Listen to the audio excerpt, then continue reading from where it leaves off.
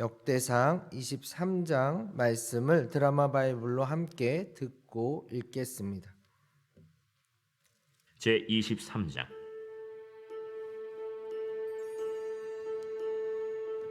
다윗이 나이가 많아 늙음에 아들 솔로몬을 이스라엘 왕으로 삼고 이스라엘 모든 방백과 제사장과 레위 사람을 모았더라.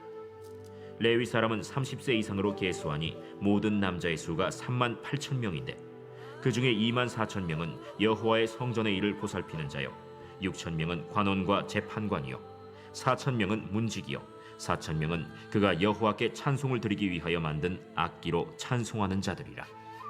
다윗이 레위의 아들들을 게르손과 그핫과 므라리에 따라 각 반으로 나누었더라. 게르손 자손은 라단과 시므이라. 라단의 아들들은 우두머리 여히엘과 또 세담과 요엘 세 사람이요, 시므이의 아들들은 슬로밋과 하시엘과 하란 세 사람이니 이는 라단의 우두머리들이며, 또 시므이의 아들들은 야핫과 시나와 여우스와 브리아이니 이 네 사람도 시므이의 아들이라. 그 우두머리는 야핫이요, 그 다음은 시사며 여우스와 브리아는 아들이 많지 아니하므로 그들과 한 조상의 가문으로 계수되었더라. 그 하세 아들들은 아므람과 이스할과 헤브론과 우시엘 네 사람이라. 아므람의 아들들은 아론과 모세이니 아론은 그 자손들과 함께 구별되어 몸을 성결하게 하여 영원토록 심히 거룩한 자가 되어 여호와 앞에 분향하고 섬기며 영원토록 그 이름으로 축복하게 되었느니라. 하나님의 사람 모세의 아들들은 레위 지파 중에 기록되었으니 모세의 아들은 게르솜과 엘리에셀이라. 게르솜의 아들 중에 스브엘이 우두머리가 되었고 엘리에셀의 아들들은 우두머리 르하비아라. 엘리에셀에게 이외에는 다른 아들이 없고 르하비아의 아들들은 심이 많았으며 이스할의 아들들은 우두머리 슬로미시요, 헤브론의 아들들은 우두머리 여리야와 둘째 아마랴와 셋째 야하시엘과 넷째 여가므함이며 우시엘의 아들들은 우두머리 미가와 그 다음 이시야더라. 므라리의 아들들은 마흘리와 무시요, 마흘리의 아들들은 엘르아살과 기스라.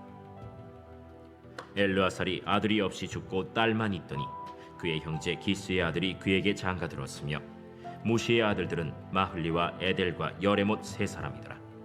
이는 다 레위 자손이니 그 조상의 가문을 따라 계수된 이름이 기록되고 여호와의 성전에서 섬기는 일을 하는 20세 이상 된 우두머리들이라. 다윗이 이르기를, 이스라엘 하나님 여호와께서 평강을 그의 백성에게 주시고 예루살렘에 영원히 거하시나니 레위 사람이 다시는 성막과 그 가운데에서 쓰는 모든 기구를 맬 필요가 없다.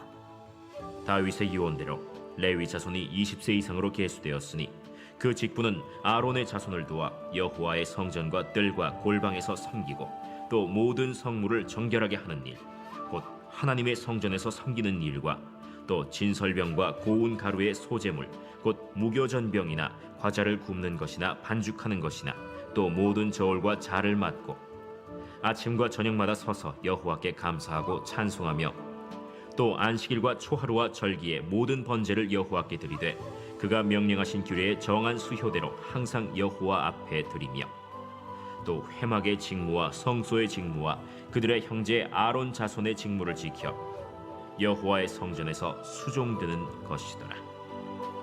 아멘. 여러분은 교회하면 떠오르는 이미지가 무엇입니까? 아마 대부분의 사람들은 교회당, 즉 교회 건물을 떠올릴 것입니다. 그래서 어떤 사람들은 건물 디자인에 신경을 많이 써서 사람들에게 예쁜 교회, 멋지게 지은 교회로 불립니다. 또한 요즘은 건물이 교회를 선택하는 큰 기준이 되기도 합니다. 그래서 교회들이 리모델링을 하거나 건축을 할 때 아주 신중하게 건물의 구조와 디자인 그리고 편리성 등을 따지고 결정합니다. 물론 이 점을 고려하지 않아도 많은 교인들이 교회 건물에 대한 애착이 높을 수밖에 없습니다. 왜냐하면 모든 교우들이 하나님께서 받으실 만한 장소로 드린 것이고 또한 이를 위해 마음을 드리고 예물을 드리며 함께 애를 써왔기 때문입니다. 우리 교회도 이 고림동 땅에 건물을 짓는 것을 결정하고 건축하는 과정 가운데 수많은 분들의 헌신과 노력, 고민과 간절한 기도가 있었을 것입니다. 그러나 한편 교회 건물이 소중함에도 불구하고 교회를 교회되게 하는 것이 무엇인가라는 질문을 던져보면 우리는 건물보다 더 중요한 것이 있다는 사실에 동의할 수밖에 없습니다. 그것이 무엇일까요? 바로 사람입니다. 하나님께 진실되게 예배드리고 사랑으로 서로를 섬기는 한 사람 한 사람들이 바로 그 주인공들입니다. 어제 본문 역대상 22장은 다윗이 아들 솔로몬 때에 건축할 하나님의 성전의 대비에 필요한 재료와 인력을 준비하는 내용이었습니다. 또한 솔로몬에게 항상 하나님께 순종할 것을 당부했습니다. 그런데 다윗은 여기서 그치지 않고 이스라엘의 모든 백성들과 제사장들과 레위 사람들을 모이게 합니다. 그리고 23장부터 27장까지 레위 사람들의 족보와 명단과 직무, 제사장의 명단과 직무, 그리고 그 외 중요한 그 직무를 맡은 또 명단들, 세부 명단들을 공표하게 됩니다. 이것이 무슨 의미입니까? 성전이란 값비싼 재료들로만 완성되어지는 것이 아니라는 뜻입니다. 성전이란 단순히 솔로몬 왕 한 명의 순종을 통해서만 그 역할을 감당할 수 있다는 것이 아닙니다. 참된 성전이란 온 이스라엘 백성들이 하나님을 만나러 나와야 합니다. 그리고 그들이 온 마음과 정성을 다해 제사를 드려야 하고 하나님께서 그들의 제사를 기쁨으로 받아주실 때 비로소 완성되는 것입니다. 다윗도 이 점을 잘 알았습니다. 그리하여 재료를 준비하는 것만큼이나 아니 그 이상 더 세심하게 성전에서 여러 직무를 섬겨줄 사람들을 준비시키고 있는 것입니다. 특별히 23장은 그중 레위 사람들의 인원과 명단이 나오고 있습니다. 그런데 3절에는 30세 이상의 사람들을 계수하였다 기록하고 있고 24절 이하를 보면 20세 이상의 사람들을 계수하였다고 서로 다르게 기록되어져 있습니다. 이는 아마 처음에는 30세 이상의 사람들을 계수하여 직무를 맡기려 했다가 이후에는 20세 이상으로 변경되었던 것 같습니다. 그리고 그들 모두 레위의 세 아들 게르손과 그앗과 무라이의 자손임을 밝히고 있습니다. 여기서 한 가지 눈여겨봐야 할 대목이 있습니다. 바로 역대상 21장에서 다윗이 인구조사를 함부로 했다가 하나님의 책망을 받아서 많은 이스라엘 백성들이 죽었다는 사실입니다. 그런데 오늘 본문에서는 레위 사람들의 인구조사가 실행되었고 하나님께서는 이를 허용하셨습니다. 그렇다면 이 두 가지 인구조사의 차이점은 무엇일까요? 바로 다윗 왕의 마음가짐 그리고 그 목적이 달랐기 때문입니다. 하나님의 책망을 받은 인구조사는 하나님 나라의 백성, 하나님 나라의 군사력을 계수한 것이 아닙니다. 다윗 자신의 군사력을 확인하고 자신의 힘의 크기를 과시하려는 교만함에서 출발하였습니다. 그러나 오늘 본문의 인구조사는 오직 하나님의 영광을 위해서 그리고 모든 백성들이 하나님께 온전히 예배 드릴 수 있도록 이를 돕기 위해서 계수한 것입니다.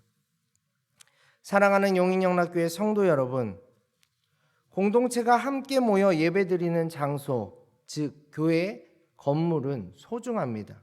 하나님의 인도하심 가운데 세워졌고 수많은 분들의 헌신과 섬김이 녹아져 있습니다. 그러나 더 중요한 것은 우리 교회가 참된 교회가 되는 것은 바로 구원의 은혜에 감사하여 감격하여 예배 드리러 나아오는 여러분에게 달려 있습니다. 또한 어떠한 상황에서도 희노애락을 함께하며 서로 아끼고 사랑하는 여러분에게 달려 있습니다. 또한 상처 입은 영혼, 잃어버린 영혼들이 교회에 찾아왔을 때 그들을 포용하고 돌보아주며 예배자로 회복시켜주고자 노력하는 여러분에게 달려 있습니다. 물론 우리의 한계는 명확합니다. 하나님의 영광을 위한다 하면서 진실된 예배를 드린다고 주장하면서 입술로는 사랑과 섬김을 외치면서 이 모든 것을 나의 영광을 위해, 나의 자랑을 위해 행할 때가 많습니다. 그러나 하나님은 교회를 포기하지 않으십니다. 그러나 하나님은 여러분을 포기하지 않으십니다. 2000년 전 아들 예수님의 완전한 순종과 완전한 헌신을 통해 오늘도 참된 교회 되기를 실패하는 우리를 여전히 사랑하시며 기회를 주시며 우리의 예배를 원하고 계십니다. 부디 오늘 하루 어디에 계시든 무엇을 하시든 누구를 만나시든 여러분이 가장 귀한 예배자, 가장 귀한 교회임을 잊지 마시고 하나님께 영광을 돌리십시오. 또한 사람을 사랑하고 섬기는 말과 행동을 하십시오. 실패하더라도 다시 예수님을 바라보시고 시도하고 또 시도해 보십시오. 하나님께서 그런 여러분을 기쁘게 바라보시고 온전한 예배자로 변화시켜 주시며 결국 여러분을 통해 참된 교회를 확장시켜 나가실 것입니다. 이 기대와 소망을 가지고 기도하는 가운데 삶의 자리로 나아가시는 한 분 한 분 되시기를 간절히 소망합니다. 함께 기도하겠습니다. 하나님 아버지, 오늘 말씀을 통해 하나님께서 원하시는 참된 성전, 참된 교회를 다시 한번 새기게 하시니 감사합니다. 오늘 하루 우리 모두 하나님께 영광되는 예배자 예수 그리스도의 말과 행동으로 우리 자신을 하나님께 드리는 교회 되게 하여 주옵소서. 때로는 삶이 힘들고 고단하여 육체의 아픔과 마음의 상처로 인해 넘어질 때가 있습니다. 우리의 힘이 아닌 하나님의 힘과 능력으로 다시 일어서게 하옵소서. 예수님의 이름으로 기도합니다. 아멘.